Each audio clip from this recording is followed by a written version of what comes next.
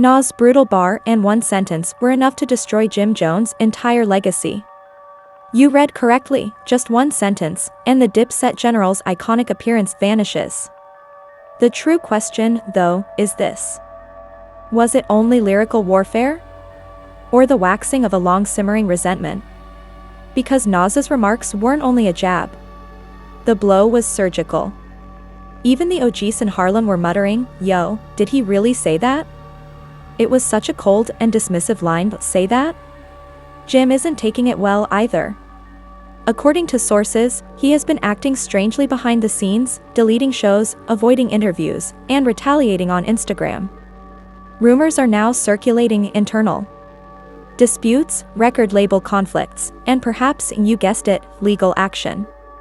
However, what specifically did Nas say that is generating this degree of disorder? And after all these years, why now? If you believe, don't assume that this was just rap beef. Just like that, this became a street opera.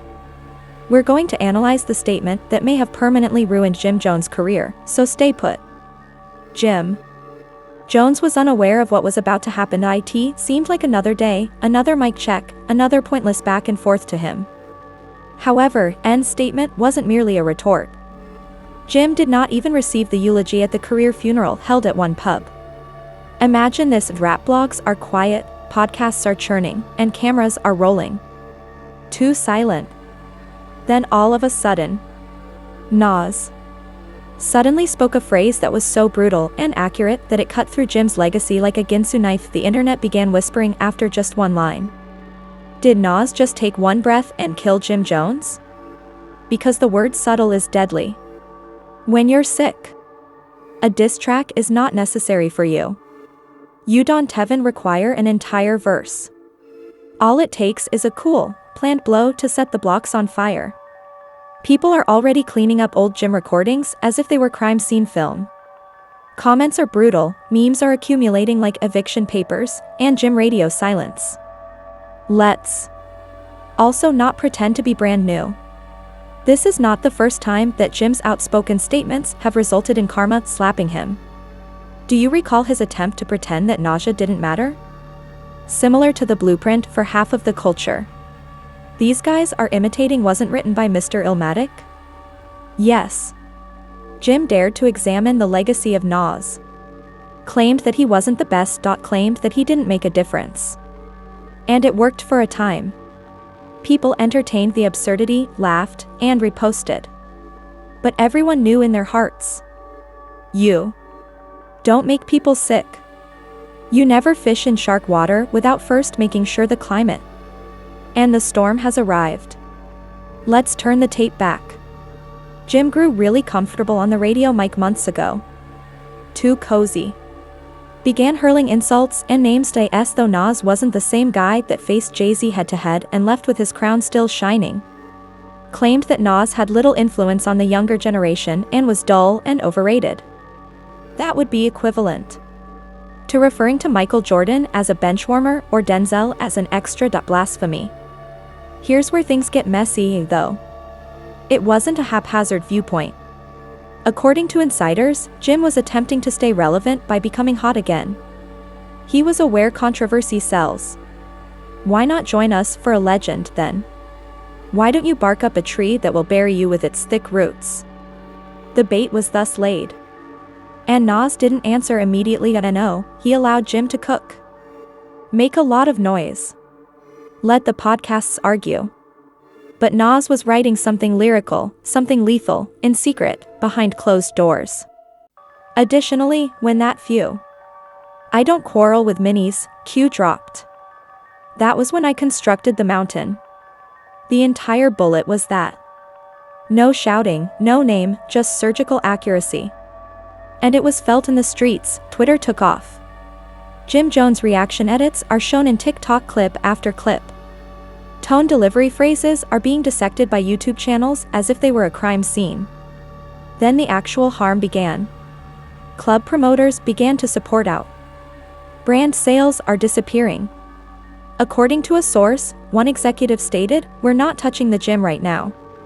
It's too hot. It's a bad look to disrespect a king like Nas." Another claimed he played for what purpose and for himself? It clicks. However, this is not just about rap. This has to do with cultural currency, history, and respect. Hip-hop royalty is Nas. Jim Nas is the moment, always has been, always will be, and fans are quickly catching on. It may have had a moment or a movement. When you test a deity with a GD, you get comments like Jim Jones got to apologize to the culture. Individuals aren't holding back.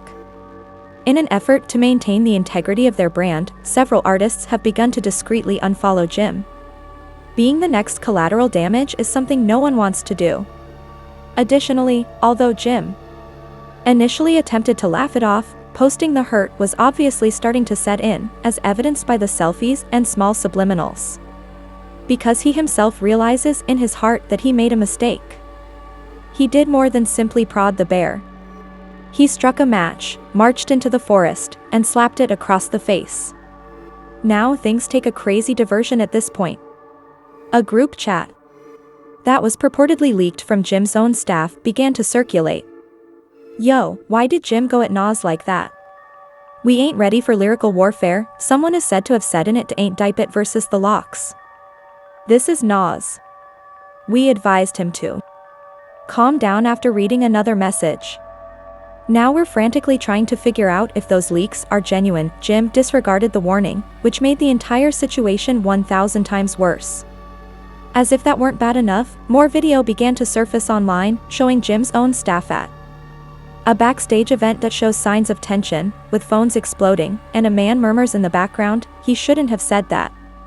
Line of nausea, boom, additional fuel, and the apparently, a major documentary team working on a Dipset project has put the project on indefinite hold since they say the brand is in crisis mode.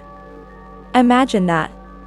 One line from Nas has suddenly put the project in jeopardy. You can't make this up. A whole media rollout. And while Jim's quiet becomes more and more apparent, Nas is out there grinning on red carpets, dropping verses, and playing chess, unfazed, unaffected, and unbothered. Because when you're a legend, you don't react, you change, and when you talk, people listen. What's even more crazy is that there are currently rumors that a number of well-known rappers, we're talking industry titans, are developing a nauseous tribute cipher to remind everyone who established the standard that there's a new wave of memes going around, and you can guess whose name isn't on the invite list, Mr. Jones. Imagine Jim Jones staring into the somewhere with the comment, "When you realize that Nas's savage, brutal, and hilarious haiku ruined your summer."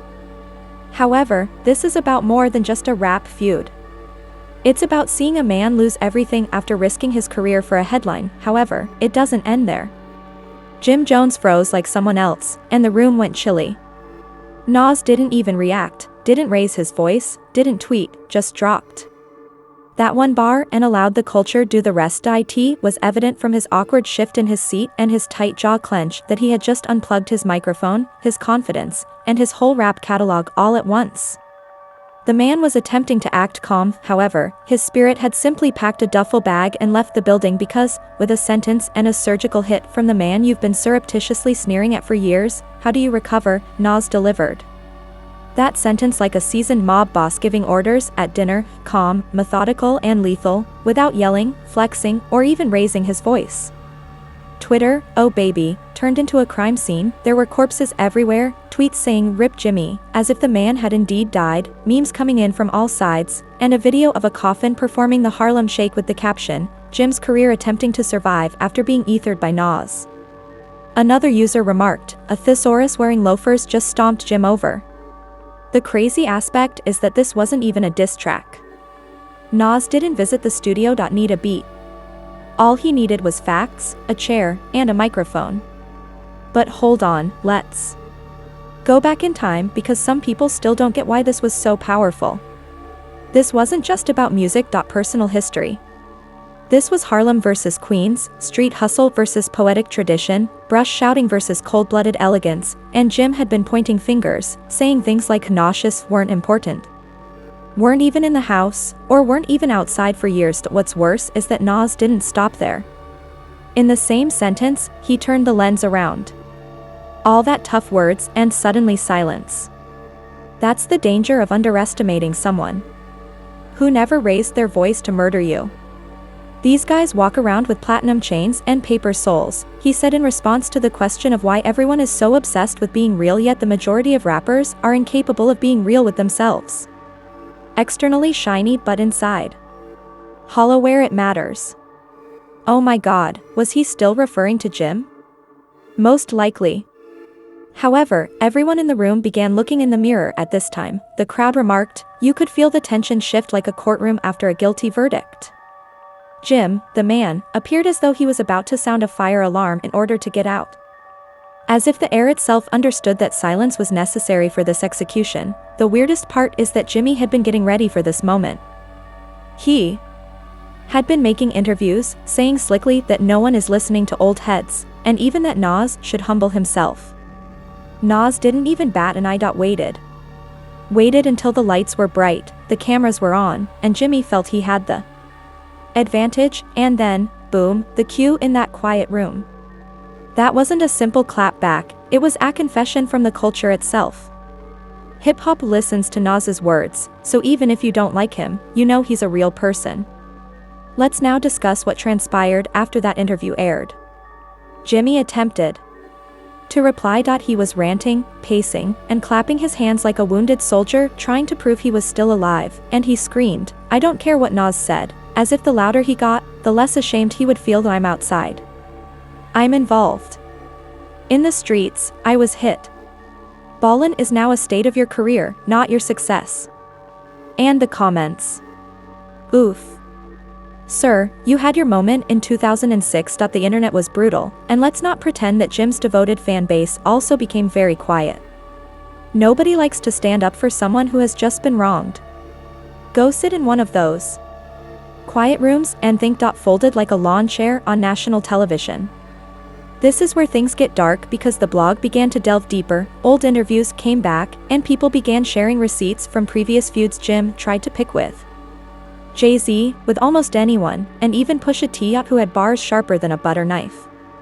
All of a sudden, the pattern became evident. Jimmy wasn't attempting to improve hip-hop, rather, he was attempting to incite legends in the hopes that he would once more become the center of attention. This was the classic, battle your way to relevance strategy. The issue is that you can't play chess with someone who is 3 moves ahead of you. Nas understood Jimmy's strategy and, rather than boosting his ego, he shattered it. And just when you thought Charlemagne the God remarked, Jim Jones tried to go at nauseous and caught a history lesson to the jaw. As if things couldn't get much worse, radio broadcasters began mocking Jim live. This ain't 2005, Ibro said. Be modest or show respect for your elders. Even few, you could feel the tide turning. Flex, who had rode hard for Dipset, wrote in a mysterious tweet, "There's levels to this." Even though it can be slow at times, the industry heard the shot. What's more, they saw who made it out alive, because this is the unvarnished truth. This was more than a simple retort. Nas used this to remind everyone in the game who still has the pen. The worst thing about Jimmy was that he had no social media presence, no catchy tune, no viral freestyle, and no backup plan. Media gimmick to manipulate the news. Bravado was all that remained, and bravado is not a good streamer. Unverified rumors circulated that Jim attempted to contact several people behind the scenes. Attempted to call Nas, perhaps silence it and pretend it was merely a contest. However, based on what we've heard, Nas didn't respond. Besides, why would he? There is nothing left to talk about when you stop someone's momentum in a single sentence, but have faith that this isn't over, since a fresh front always appears when you believe the storm is past. Guess who then joins the chat? Next, we'll discuss that. Because Nas and Jim weren't the only ones involved in what transpired next. It attracted a completely other name that no one anticipated. Let's just say that the industry trembled once more as this fresh voice spoke. Are you ready? Nas did it again just when you thought the tale could get any more combustible. This wasn't a side remark or backstage incident that was hidden in a podcast. No, he intensified his efforts on the same platform that gave rise to the beef.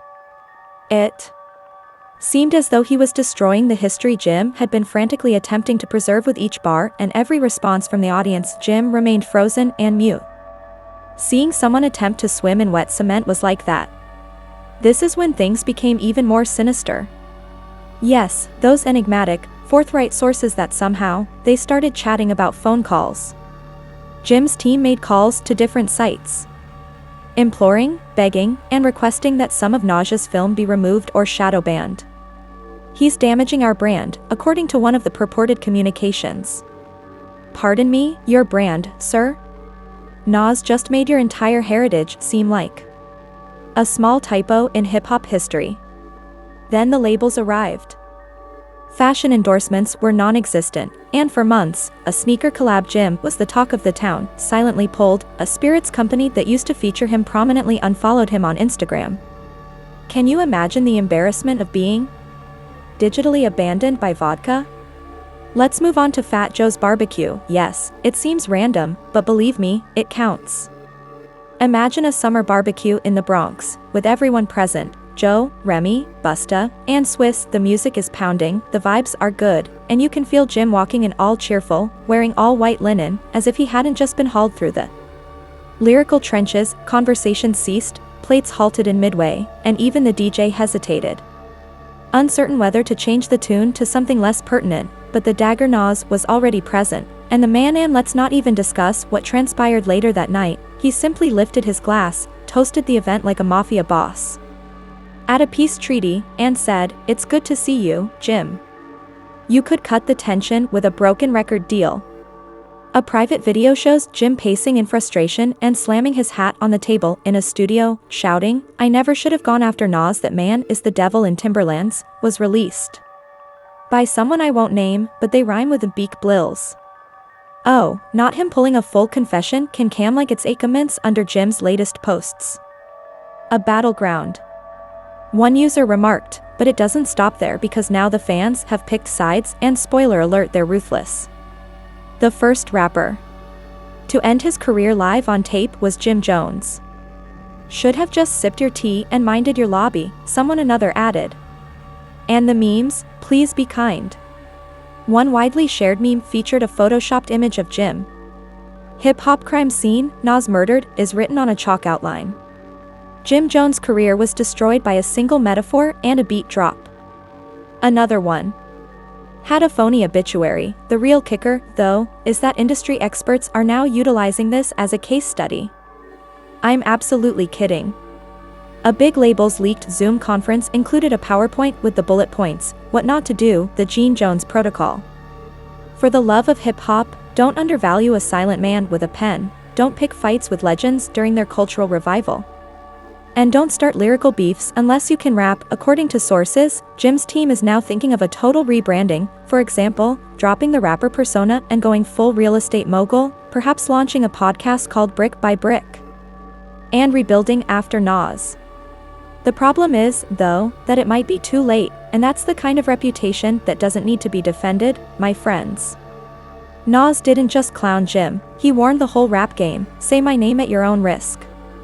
Everyone stops talking when it enters the room, and now Nas is doing very well. Spotify is streaming at full capacity, and a deluxe vinyl version of Illmatic sold out in 9 minutes. Even that Netflix documentary from 2016 is trending again. For example, this man's feud with Jim Jones unintentionally went viral across 3 generations of hip-hop fans, and Jim states that he has since dropped out of the spotlight. No performances, no studio sessions, simply radio silence. According to a close friend, who may or may not be the same person who is always conveniently anonymous, Jim has been reflecting on himself and reevaluating his priorities. In other words, he has been hiding out and hoping that Nas doesn't clap back. But let me explain in simple English that this was more than simply a feud, it was a magnificent display of lyrical warfare, a reminder of what happens when you approach a king without. The next time a rapper feels bold, brave, or bored and considers calling out a living icon, they might want to keep this story in mind. Nas ended the period, not just the debate. Is my catalog ready for the smoke? Is a question they may wish to consider. Is my pen designed for combat? Is my career disposable, above all else? Because NS demonstrated to us how a single strategically placed bar can destroy a brand, can leave a legacy and bring about a cultural change in less than 3 minutes. In that way, Jim wasn't simply vanquished, he was erased.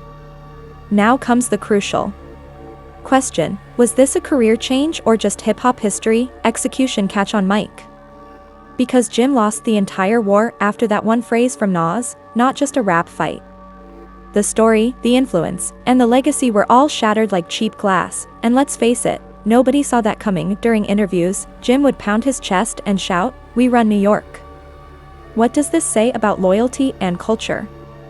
And the next poof, hushed by a legend who didn't even raise his voice. I had to ask you, was Nas out of line or simply too honest for this generation? Was this a diss or a eulogy? I was talking about how flimsy these rap empires truly are. One verse, one truth bomb, and it all comes crumbling down. Please share your thoughts in the comments section below. Was this hip-hop justice or merely petty rap retaliation? Does Jim Jones even get over this, or do we just throw his mic in the Hudson and call it a day? If Nas just earned your life, hit the like button. Courtesy. Additionally, if you're new here, don't forget to subscribe, as this is only the start. More facts, more chaos, takedowns due to the fact that when the because bars are so